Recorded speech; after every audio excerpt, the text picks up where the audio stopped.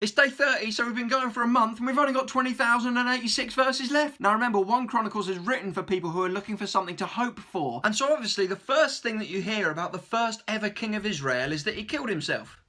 Who edited this thing? It specifies that all that happened because he hadn't been faithful to God, and if you want his backstory, you can find it on day 20. But the focus of 1 Chronicles now goes squarely onto King David, who's basically the best king that Israel ever had. Most of his backstory can be found on days 21 and 22, but 1 Chronicles is basically the photoshopped version of David's life. So the first thing we hear about David in 1 Chronicles is that he captured Jerusalem and that he had all these mighty men around him who go to these bananas lengths just to get him a glass of water. And it turns out that the huge Egyptian from day 23 was 7.5 feet tall. The best thing about 1 Chronicles, of course, is that a Scooby-Doo character appears in chapter 11.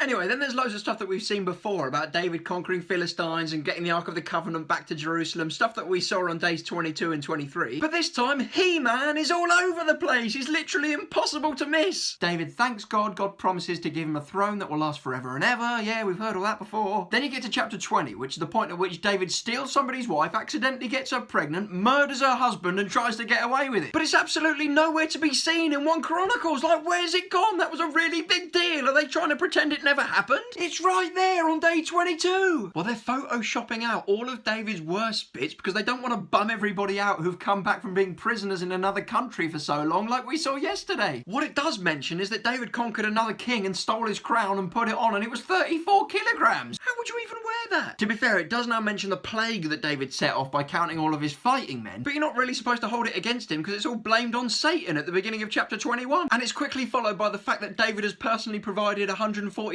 billion quid's worth of gold to help build the temple. Okay, we'll let him off for adultery and murder and starting a plague that killed 70,000 people. Tune in tomorrow for loads more ancient admin.